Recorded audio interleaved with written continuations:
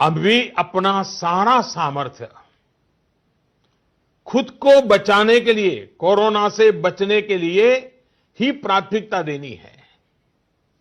आज देश में केंद्र सरकार हो, राज्य सरकारें हो, स्थानीय निकाय हो, पंचायतें हो, जनप्रतिनिधि हो या फिर सिविल सोसाइटी, हर कोई अपने अपने तरीके से इस वैश्विक महामारी से बचने में अपना योगदान दे रहा है।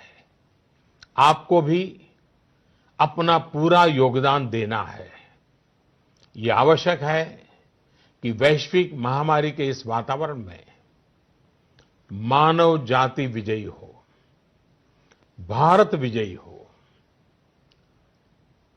मेरे प्यारे देशवासियों, कुछ दिन में नवरात्रि का पर्व आ रहा है। ये शक्ति उपासना का पर्व है।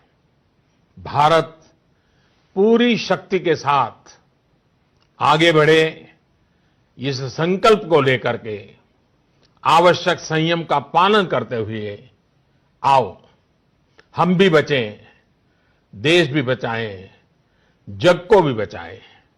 फिर एक बार मैं आग्रह करूंगा, जनता कर्फ्यू के लिए मैं आग्रह करूंगा, सेवा करने वालों का धन्यवाद करने के लिए आपका भी बहुत बहुत धन्यवाद। नमस्कार मेरे प्यारे देशवासियों,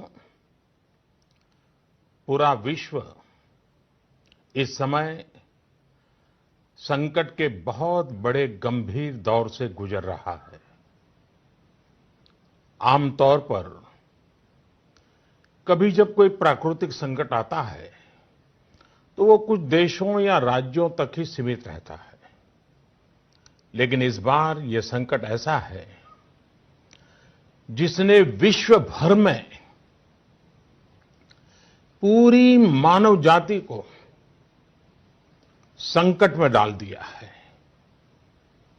जब प्रथम विश्व युद्ध हुआ था, जब द्वितीय विश्व युद्ध हुआ था, तब भी इतने देश युद्ध से प्रभावित नहीं हुए थे जितने आज कोरोना की इस बीमारी से हैं। पिछले 2 महीने से हम निरंतर दुनिया भर से आ रहे कोरोना वायरस से जुड़ी चिंताजनक खबरें देख रहे हैं, सुन रहे हैं। इन 2 महीनों में भारत के 130 करोड़ नागरिकों ने कोरोना जैसी वैश्विक महामारी का डटकर मुकाबला किया है। सभी देशवासियों ने आवश्यक सावधानियां बरतने का भरसक प्रयास भी किया है, लेकिन बीते कुछ दिनों से एक ऐसा माहौल बन रहा है, ऐसा लग रहा है जैसे हम संकट से बचे हुए हैं। ऐसा लगता है सब ठीक है। वैश्विक महामारी कोरोना से निश्चिंत हो जाने की ये सोच सही नहीं है। इसलिए प्रत्येक भारतवासी का सजग रहना, सतर्क रहना बहुत आवश्यक है। साथियों, आपसे मैंने जब भी जो भी मांगा है, मुझे कभी भी देशवासियों ने निराश नहीं किया है। ये आपके आशीर्वाद की ताकत है कि हम सब मिल करके अपने निर्धारित लक्ष्यों की तरफ आगे बढ़ रहे हैं, प्रयास सफल भी होते हैं। आज मैं आप सभी देशवासियों से, 130 करोड़ देशवासियों से, आप सबसे कुछ मांगने आया हूं। मुझे आपके आने वाले कुछ सप्ताह चाहिए, आपका आने वाला कुछ समय चाहिए। मेरे प्यारे देशवासियों, अभी तक विज्ञान कोरोना महामारी से बचने के लिए कोई निश्चित उपाय नहीं सुझा सका है और न ही इसकी कोई वैक्सीन बन पाई है। ऐसी स्थिति में हर किसी की चिंता बढ़नी बहुत स्वाभाविक है। दुनिया के जिन देशों में कोरोना का वायरस और उसका प्रभाव ज्यादा देखा जा रहा है, वहां अध्ययन में एक और बात सामने आई है। इन देशों में शुरुआती कुछ दिनों के बाद अचानक बीमारी का जैसे विस्फोट हुआ है। इन देशों में कोरोना से संक्रमित लोगों की संख्या बहुत तेजी से बढ़ी है। भारत सरकार इस स्थिति पर, इस वैश्विक महामारी के फैलावे के इस ट्रैक रिकॉर्ड पर पूरी तरह नजर रखे हुए है। हालांकि कुछ देश ऐसे भी हैं जिन्होंने आवश्यक निर्णय भी किए और अपने यहां के लोगों को ज्यादा से ज्यादा आइसोलेट करके स्थिति को संभाला है और उसमें नागरिकों की भूमिका बहुत अहम रही है। भारत जैसे 130 करोड़ की आबादी वाले देश के सामने, और हम वो देश हैं जो विकास के लिए प्रयत्नशील देश हैं, और हम जैसे देश पर कोरोना का ये संकट सामान्य बात नहीं है। आज जब बड़े बड़े और विकसित देशों में हम इस वैश्विक महामारी का व्यापक प्रभाव देख रहे हैं, तो भारत पर इसका कोई प्रभाव नहीं पड़ेगा, ये मानना गलत है। और इसलिए इस वैश्विक महामारी का मुकाबला करने के लिए दो प्रमुख बातों की आवश्यकता है। पहला, संकल्प, और दूसरा, संयम। संकल्प और संयम। आज 130 करोड़ देशवासियों को अपना संकल्प और दृढ़ करना होगा कि हम इस वैश्विक महामारी को रोकने के लिए एक नागरिक के नाते अपने कर्तव्य का पालन करेंगे। केंद्र सरकार, राज्य सरकारों के दिशा निर्देशों का पूरी तरह से पालन करेंगे। आज हमें ये संकल्प लेना होगा कि हम स्वयं संक्रमित होने से बचेंगे और दूसरों को भी संक्रमित होने से बचाएंगे। साथियों, इस तरह की वैश्विक महामारी में एक ही मंत्र काम करता है, हम स्वस्थ तो जग स्वस्थ, हम स्वस्थ तो जग स्वस्थ। ऐसी स्थिति में जब इस बीमारी की कोई दवा नहीं है, तो हमारा खुद का स्वस्थ बने रहना ये सबसे पहली आवश्यकता है। इस बीमारी से बचने और खुद के स्वस्थ बने रहने के लिए दूसरी अनिवार्यता है, वो है संयम। और संयम का तरीका क्या है? भीड़ से बचना, घर से बाहर निकलने से बचना। आजकल जिसे सोशल डिस्टेंसिंग कहा जा रहा है, कोरोना वैश्विक महामारी के इस दौर में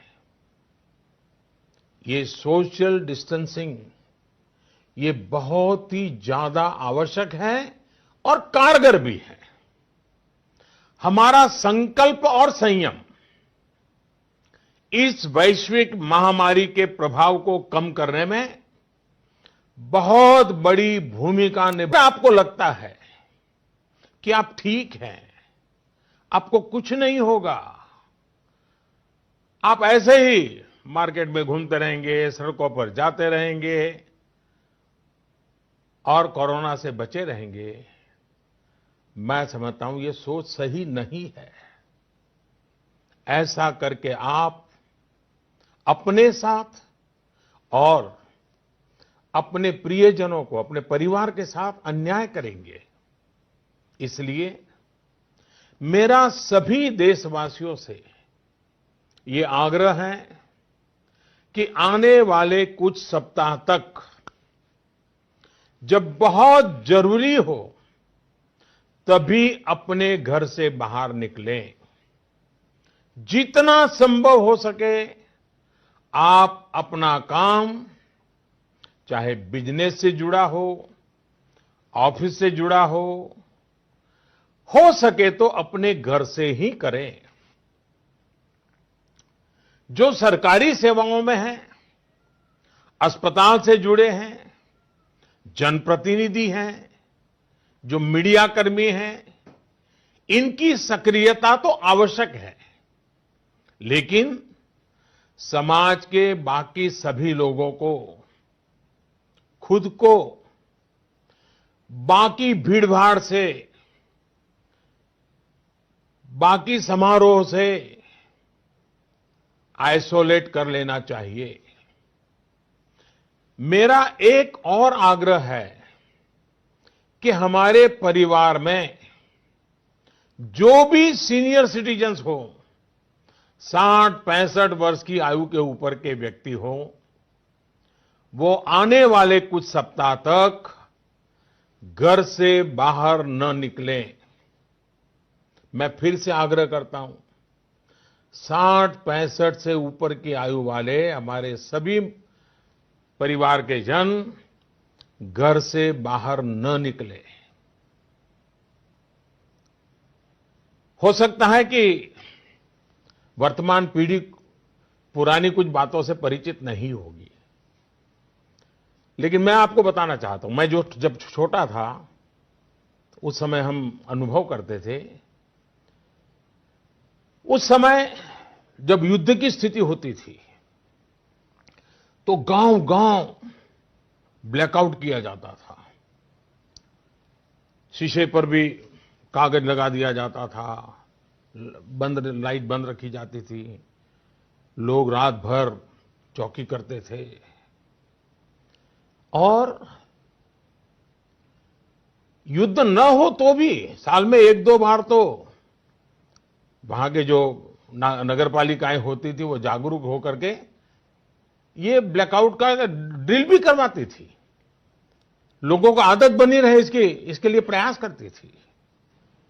और इसलिए मैं आज प्रत्येक देशवासी से एक और समर्थन मांग रहा हूं।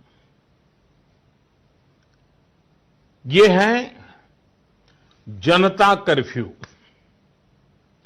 जनता कर्फ्यू यानी जनता के लिए, जनता द्वारा खुद पर लगाया गया कर्फ्यू इस रविवार यानी 2 दिन के बाद 22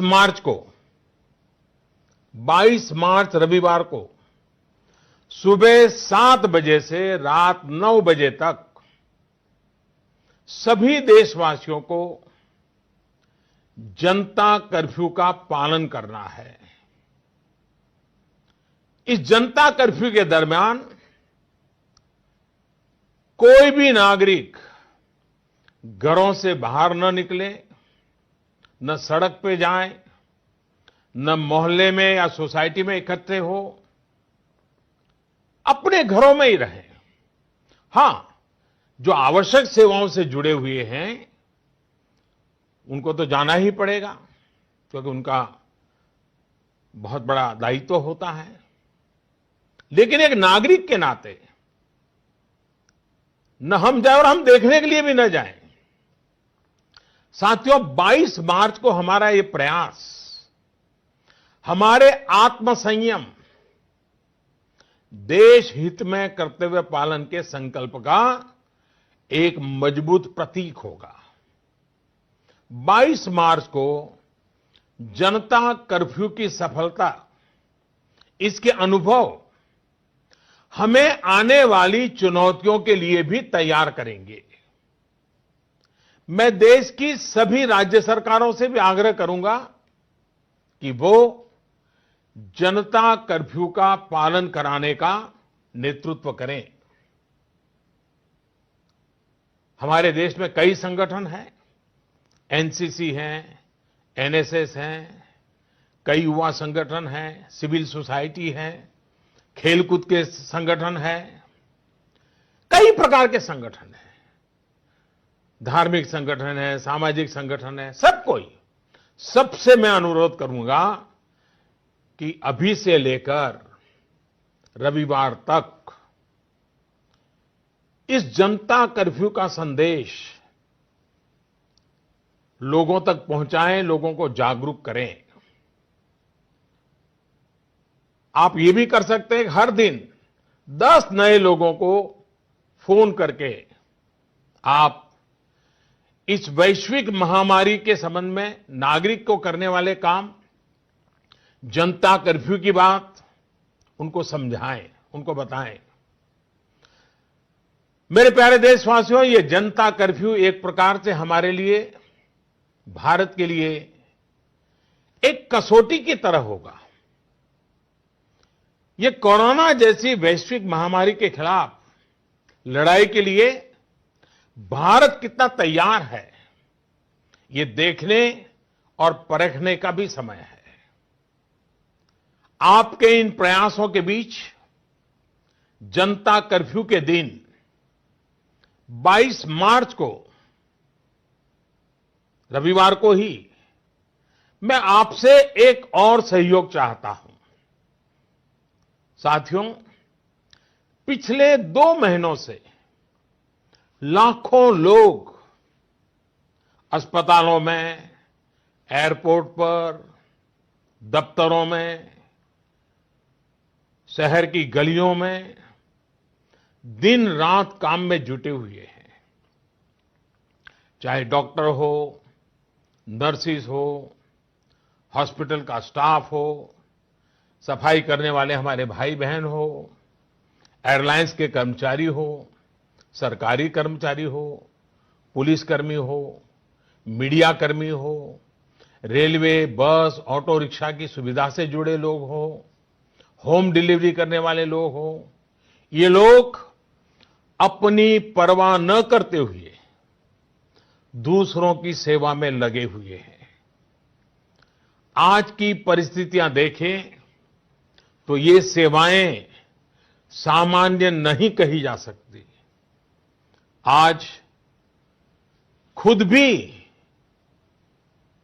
इनके संक्रमित होने का पूरा खतरा मोल लेते हैं। बावजूद इसके ये अपना कर्तव्य भी निभा रहे हैं। हर किसी की सेवा करने का प्रयास कर रहे हैं। ये अपने आप में राष्ट्र रक्षक की तरह कोरोना महामारी और हमारे बीच में एक शक्ति बनकर के खड़े हैं। देश ऐसे सब छोटे बड़े व्यक्तियों का, संगठनों का कृतज्ञ है।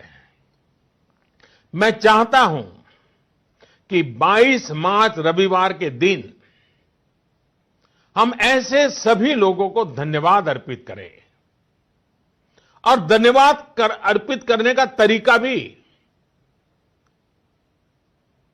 देश के एक एक व्यक्ति को जोड़ सकता है।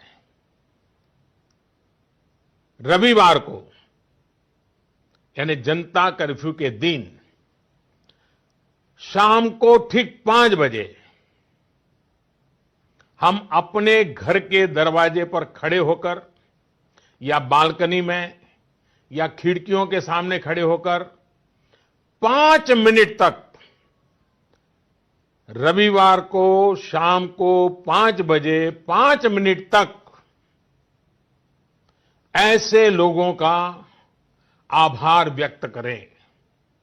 और आभार कैसे व्यक्त करेंगे? ताली बजा करके, थाली बजा करके, घंटी बजा करके हम उनके प्रति अपनी कृतज्ञता व्यक्त करें, उनका हौसला बढ़ाएं, उनको सैल्यूट करें। पूरे देश के स्थानीय प्रशासन से भी मेरा आग्रह है कि 22 मार्च को 5 बजे सायरन की आवाज से इसकी सूचना लोगों तक पहुंचाए। सेवा परमो धर्म के हमारे संस्कारों को मानने वाले ऐसे देशवासियों के लिए हमें पूरी श्रद्धा के साथ अपने भाव व्यक्त करने चाहिए। साथियों, संकट के इस समय में आपको यह भी ध्यान रखना है कि हमारी आवश्यक सेवाओं पर, हमारे हॉस्पिटलों पर दबाव बढ़ना नहीं चाहिए, ताकि हमारी हॉस्पिटल की व्यवस्थाओं को, हमारे डॉक्टरों को, हमारे पैरामेडिकल स्टाफ को इस महामारी के लिए प्राथमिकता देने की सुविधा बने। और इसलिए मेरा सभी देशवासियों से आग्रह यह भी है कि रूटीन चेकअप के लिए अस्पताल जाने की हमारी जो भी आदत रही हो, उससे बचना चाहिए। जितना बच सके बचना चाहिए। आपको बहुत जरूरी लग रहा हो तो अपनी जान पहचान वाले डॉक्टर, आपके फैमिली डॉक्टर या अपने रिश्तेदारी में जो डॉक्टर हो, उनसे फोन पर ही उनसे आवश्यक सलाह ले ले। अगर आपने इलेक्टिव सर्जरी जो बहुत आवश्यक ना हो, ऐसी सर्जरी उसकी कोई डेट ले रखी है, तो मेरा आग्रह है कि इसे भी आगे बढ़वा दें। 1 महीना बाद की तारीख ले दें। साथियों, इस वैश्विक महामारी का अर्थव्यवस्था पर भी व्यापक प्रभाव पड़ रहा है। कोरोना महामारी से उत्पन्न हो रही आर्थिक चुनौतियों को ध्यान में रखते हुए सरकार ने, भारत सरकार के वित्त मंत्री के नेतृत्व में, फाइनेंस मिनिस्टर के नेतृत्व में सरकार ने एक कोविड-19 इकोनॉमिक रिस्पांस टास्क फोर्स, इसके गठन का फैसला लिया है। ये टास्क फोर्स सारे स्टेक होल्डर से नियमित संपर्क में रहते हुए, फीडबैक लेते हुए, हर परिस्थिति का आकलन करते हुए निकट भविष्य में फैसले लेगी।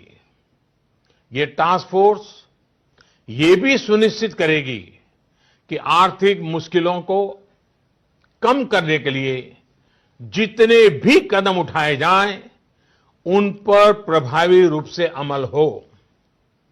निश्चित तौर पर ये महामारी ने देश के मध्यम वर्ग, निम्न मध्यम वर्ग और गरीब के आर्थिक हितों को भी गहरी क्षति पहुंचा दी है।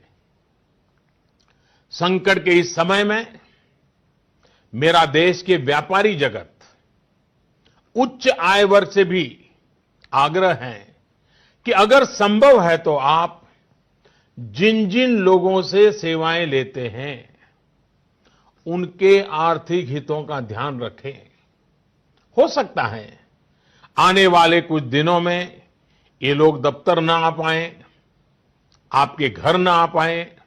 ऐसे में उनका वेतन न काटें, पूरी मानवीयता के साथ, संवेदनशीलता के साथ फैसला ले। हमेशा याद रखिएगा, उन्हें भी अपना परिवार चलाना है, अपने परिवार को बीमारी से बचाना है। मैं देशवासियों को इस बात के लिए भी आश्वस्त करता हूं कि देश में दूध, खाने पीने का सामान, दवाइयां, जीवन के लिए जरूरी ऐसी आवश्यक चीजों की कमी ना हो, इसके लिए तमाम कदम उठाए जा रहे हैं। ये सप्लाई कभी रोका नहीं जाएगा। इसलिए मेरा सभी देशवासियों से ये आग्रह है कि जरूरी सामान संग्रह करने की होड़ न लगाएं। आप पहले जैसे करते हैं वैसे ही सामान्य रूप से ही खरीदारी करें। पैनिक बाइंग ये कतई ठीक नहीं है, उसको न करें। साथियों, पिछले 2 महीनों में 130 करोड़ भारतीयों ने, देश के हर नागरिक ने देश के सामने ये जो संकट आया है, उस संकट को देशवासियों ने अपना संकट माना है। भारत के लिए, समाज के लिए देशवासियों से जो बन पड़ा है, हर किसी ने किया है। मुझे भरोसा है कि आने वाले समय में भी हम सभी देशवासी अपने कर्तव्यों का, अपने दायित्वों का इसी तरह निर्वाह करते रहेंगे। हां, मैं मानता हूं कि ऐसे समय में कुछ कठिनाइयां भी आती हैं। आशंकाओं और अफवाहों का वातावरण भी पैदा होता है। कई बार एक नागरिक के तौर पर हमारी अपेक्षाएं भी पूरी नहीं हो पाती।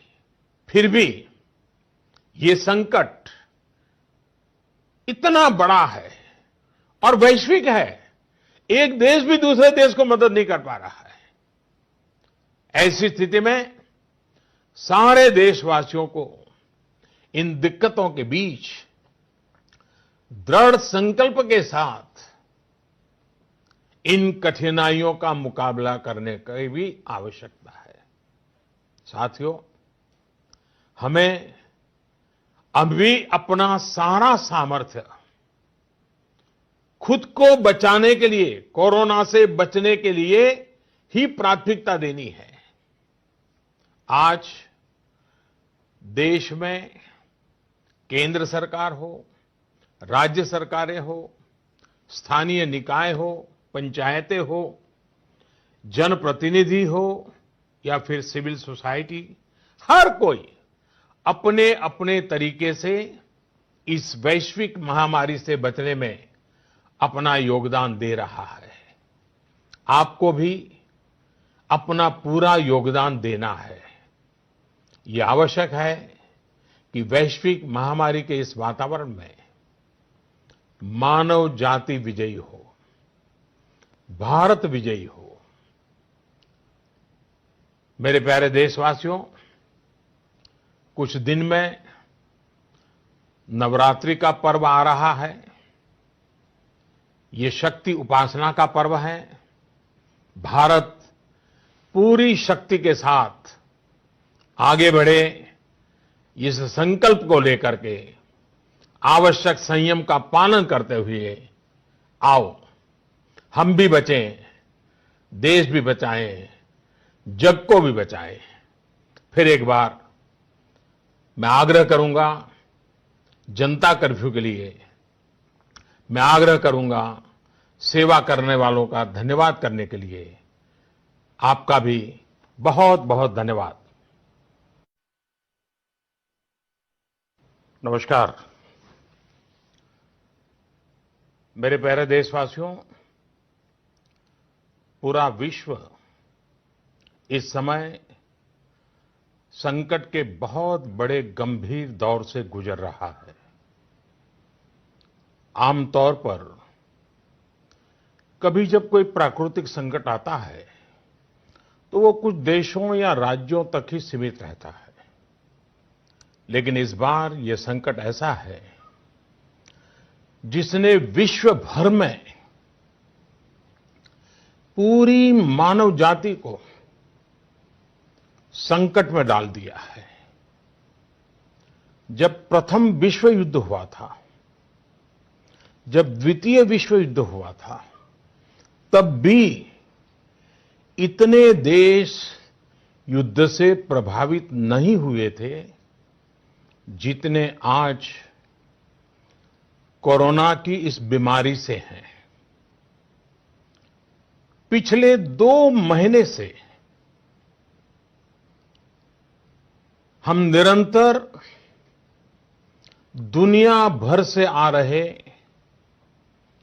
कोरोना वायरस से जुड़ी चिंताजनक खबरें देख रहे हैं, सुन रहे हैं। इन 2 महीनों में भारत के 130 करोड़ नागरिकों ने कोरोना जैसी वैश्विक महामारी का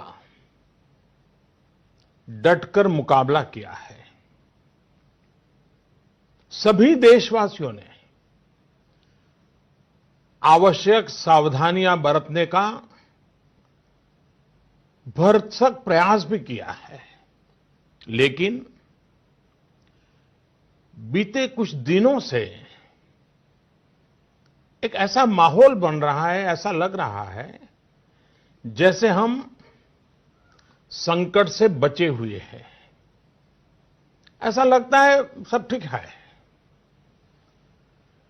वैश्विक महामारी कोरोना से निश्चिंत हो जाने की ये सोच सही नहीं है। इसलिए प्रत्येक भारतवासी का सजग रहना, सतर्क रहना बहुत आवश्यक है। साथियों, आपसे मैंने जब भी जो भी मांगा है, मुझे कभी भी देशवासियों ने निराश नहीं किया है। ये आपके आशीर्वाद की ताकत है कि हम सब मिल करके अपने निर्धारित लक्ष्यों की तरफ आगे बढ़ रहे हैं, प्रयास सफल भी होते हैं। आज मैं आप सभी देशवासियों से, 130 करोड़ देशवासियों से, आप सबसे कुछ मांगने आया हूं। मुझे आपके आने वाले कुछ सप्ताह चाहिए। आपका आने वाला कुछ समय चाहिए। मेरे प्यारे देशवासियों, अभी तक विज्ञान कोरोना महामारी से बचने के लिए कोई निश्चित उपाय नहीं सुझा सका है और न ही इसकी कोई वैक्सीन बन पाई है।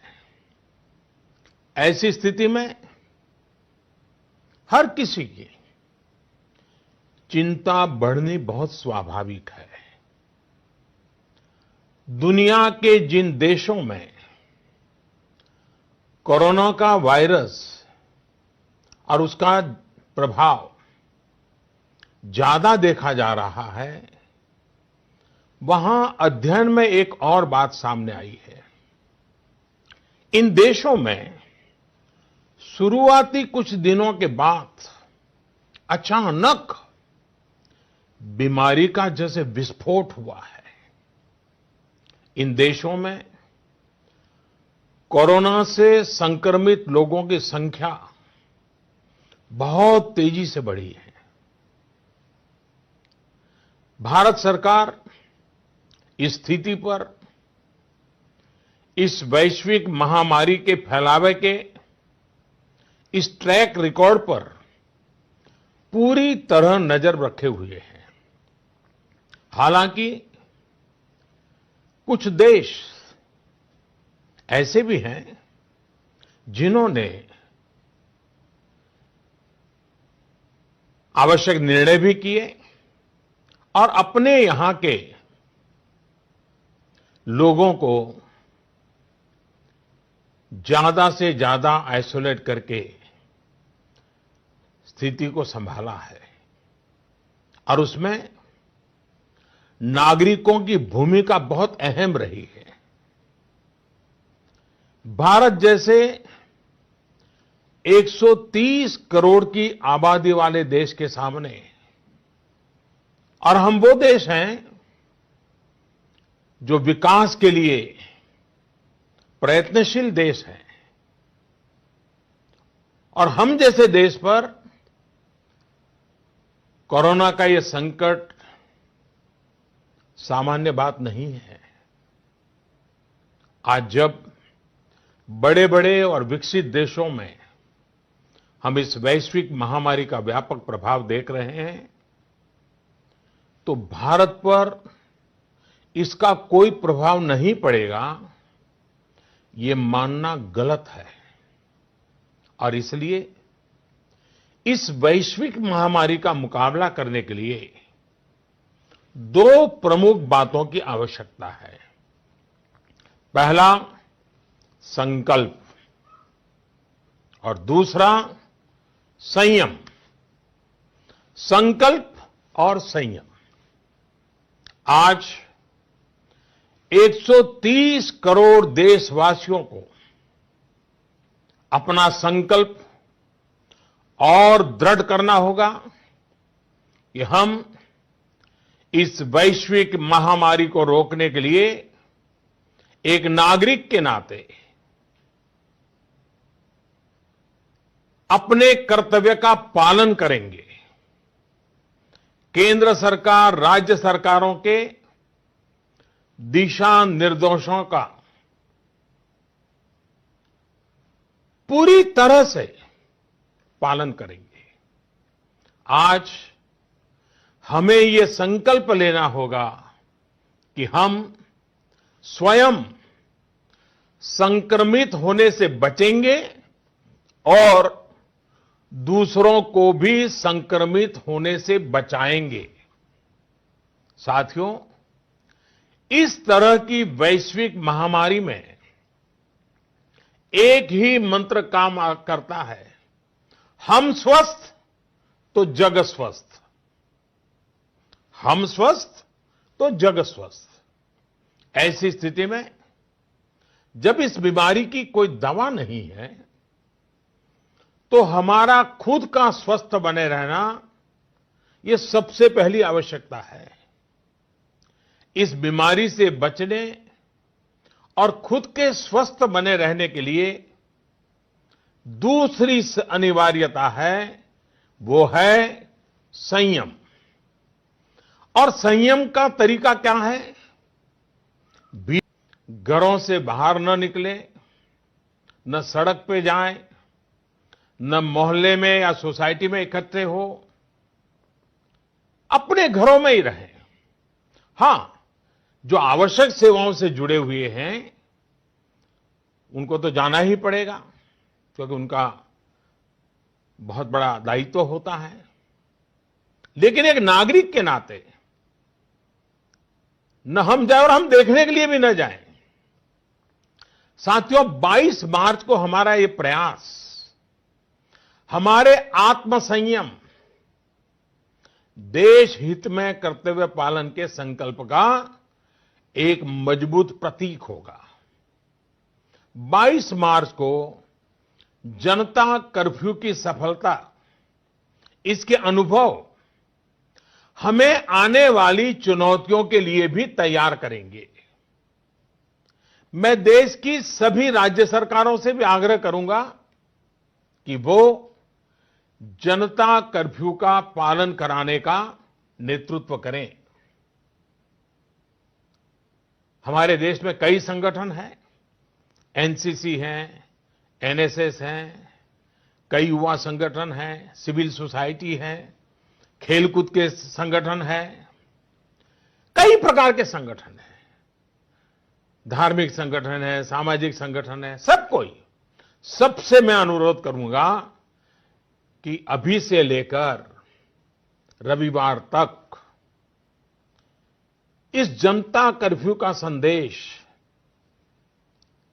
लोगों तक पहुंचाएं, लोगों को जागरूक करें। आप ये भी कर सकते हैं, हर दिन 10 नए लोगों को फोन करके आप इस वैश्विक महामारी के संबंध में नागरिक को करने वाले काम, जनता कर्फ्यू की बात उनको समझाएं, उनको बताएं।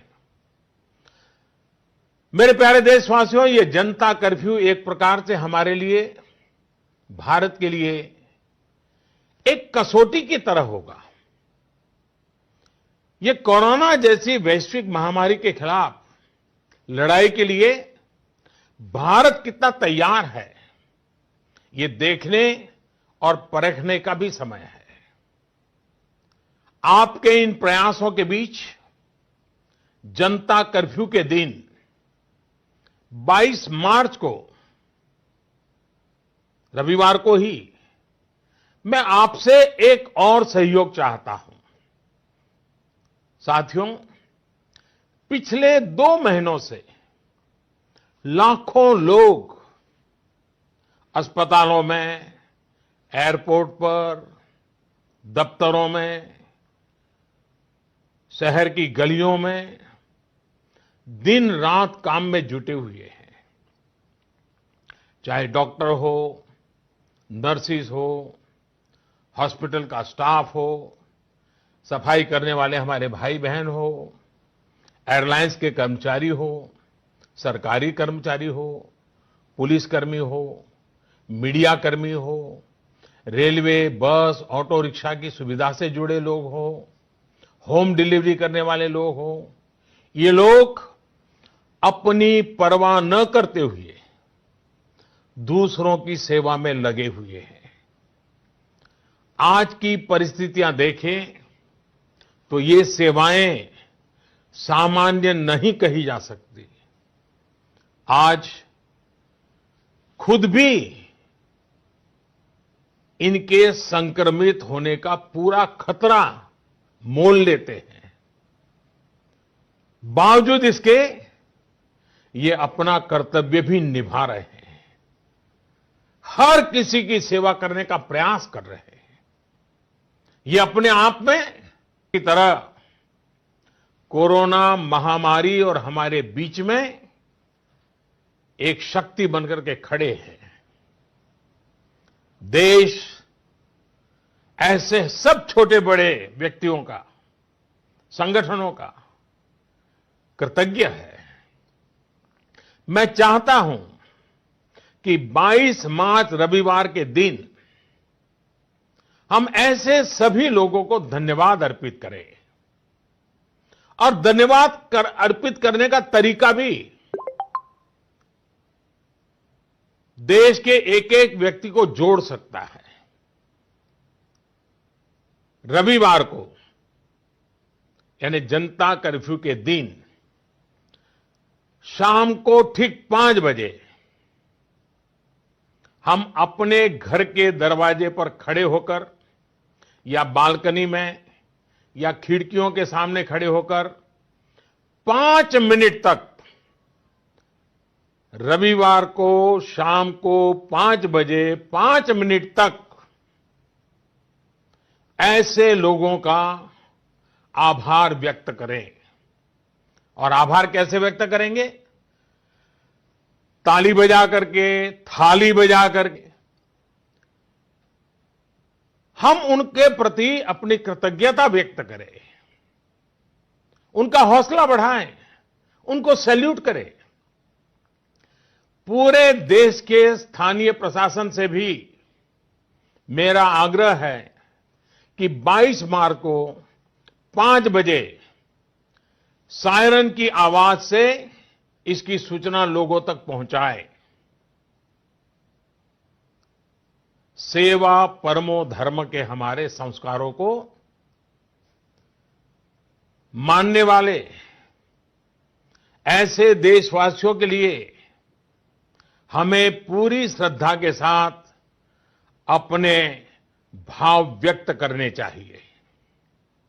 साथियों, संकट के इस समय में आपको ये भी ध्यान रखना है कि हमारी आवश्यक सेवाओं पर, हमारे हॉस्पिटलों पर दबाव बढ़ना नहीं चाहिए, ताकि हमारी हॉस्पिटल की व्यवस्थाओं को, हमारे डॉक्टरों को, हमारे पैरामेडिकल स्टाफ को इस महामारी के लिए प्राथमिकता देने की सुविधा बने। और इसलिए मेरा सभी देशवासियों से आग्रह यह भी है कि रूटीन चेकअप के लिए अस्पताल जाने की हमारी जो भी आदत रही हो, उससे बचना चाहिए। जितना बच सके बचना चाहिए। आपको बहुत जरूरी लग रहा हो तो अपनी जान पहचान वाले डॉक्टर, आपके फैमिली डॉक्टर या अपने रिश्तेदारी में जो डॉक्टर हो, उनसे फोन पर ही उनसे आवश्यक सलाह ले ले। अगर आपने इलेक्टिव सर्जरी जो बहुत आवश्यक ना हो, ऐसी सर्जरी उसकी कोई डेट ले रखी है, तो मेरा आग्रह है कि इसे भी आगे बढ़वा दें, 1 महीना बाद की तारीख ले दें। साथियों, इस वैश्विक महामारी का अर्थव्यवस्था पर भी व्यापक प्रभाव पड़ रहा है। कोरोना महामारी से उत्पन्न हो रही आर्थिक चुनौतियों को ध्यान में रखते हुए सरकार ने, भारत सरकार के वित्त मंत्री के नेतृत्व में, फाइनेंस मिनिस्टर के नेतृत्व में सरकार ने एक कोविड-19 इकोनॉमिक रिस्पांस टास्क फोर्स, इसके गठन का फैसला लिया है। ये टास्क फोर्स सारे स्टेक होल्डर से नियमित संपर्क में रहते हुए, फीडबैक लेते हुए, हर परिस्थिति का आकलन करते हुए निकट भविष्य में फैसले लेगी। ये टास्क फोर्स ये भी सुनिश्चित करेगी कि आर्थिक मुश्किलों को कम करने के लिए जितने भी कदम उठाए जाएं, उन पर प्रभावी रूप से अमल हो। निश्चित तौर पर ये महामारी ने देश के मध्यम वर्ग, निम्न मध्यम वर्ग और गरीब के आर्थिक हितों को भी गहरी क्षति पहुंचा दी है। संकट के इस समय में मेरा देश के व्यापारी जगत, उच्च आय वर्ग से भी आग्रह है कि अगर संभव है तो आप जिन जिन लोगों से सेवाएं लेते हैं, उनके आर्थिक हितों का ध्यान रखें। हो सकता है आने वाले कुछ दिनों में ये लोग दफ्तर ना आ पाएं, आपके घर ना आ पाएं। ऐसे में उनका वेतन न काटें, पूरी मानवीयता के साथ, संवेदनशीलता के साथ फैसला ले। हमेशा याद रखिएगा, उन्हें भी अपना परिवार चलाना है, अपने परिवार को बीमारी से बचाना है। मैं देशवासियों को इस बात के लिए भी आश्वस्त करता हूं कि देश में दूध, खाने पीने का सामान, दवाइयां, जीवन के लिए जरूरी ऐसी आवश्यक चीजों की कमी ना हो, इसके लिए तमाम कदम उठाए जा रहे हैं। ये सप्लाई कभी रोका नहीं जाएगा। इसलिए मेरा सभी देशवासियों से ये आग्रह है कि जरूरी सामान संग्रह करने की होड़ न लगाएं। आप पहले जैसे करते हैं वैसे ही सामान्य रूप से ही खरीदारी करें। पैनिक बाइंग ये कतई ठीक नहीं है, उसको न करें। साथियों, पिछले 2 महीनों में 130 करोड़ भारतीयों ने, देश के हर नागरिक ने देश के सामने ये जो संकट आया है, उस संकट को देशवासियों ने अपना संकट माना है। भारत के लिए, समाज के लिए देशवासियों से जो बन पड़ा है, हर किसी ने किया है। मुझे भरोसा है कि आने वाले समय में भी हम सभी देशवासी अपने कर्तव्यों का, अपने दायित्वों का इसी तरह निर्वाह करते रहेंगे। हां, मैं मानता हूं कि ऐसे समय में कुछ कठिनाइयां भी आती हैं। आशंकाओं और अफवाहों का वातावरण भी पैदा होता है। कई बार एक नागरिक के तौर पर हमारी अपेक्षाएं भी पूरी नहीं हो पाती। फिर भी ये संकट इतना बड़ा है और वैश्विक है, एक देश भी दूसरे देश को मदद नहीं कर पा रहा है। ऐसी स्थिति में सारे देशवासियों को इन दिक्कतों के बीच दृढ़ संकल्प के साथ इन कठिनाइयों का मुकाबला करने की भी आवश्यकता है। साथियों, हमें अभी अपना सारा सामर्थ्य खुद को बचाने के लिए, कोरोना से बचने के लिए ही प्राथमिकता देनी है। आज देश में केंद्र सरकार हो, राज्य सरकारें हो, स्थानीय निकाय हो, पंचायतें हो, जनप्रतिनिधि हो या फिर सिविल सोसाइटी, हर कोई अपने अपने तरीके से इस वैश्विक महामारी से बचने में अपना योगदान दे रहा है। आपको भी अपना पूरा योगदान देना है। ये आवश्यक है कि वैश्विक महामारी के इस वातावरण में मानव जाति विजयी हो, भारत विजयी हो। मेरे प्यारे देशवासियों, कुछ दिन में नवरात्रि का पर्व आ रहा है। ये शक्ति उपासना का पर्व है। भारत पूरी शक्ति के साथ आगे बढ़े, इस संकल्प को लेकर के आवश्यक संयम का पालन करते हुए आओ हम भी बचें, देश भी बचाएं, जग को भी बचाएं।